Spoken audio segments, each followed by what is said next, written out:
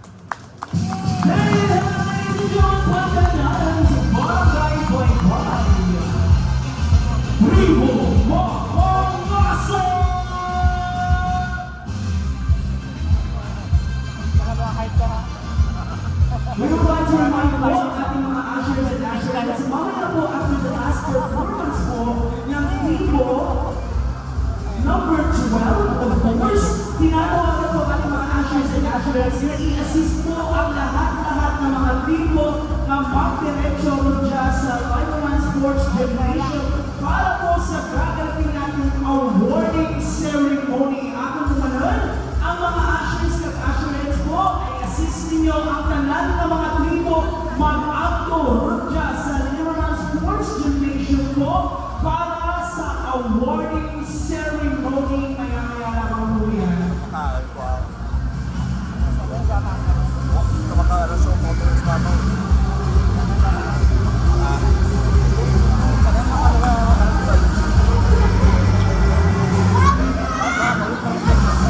Based on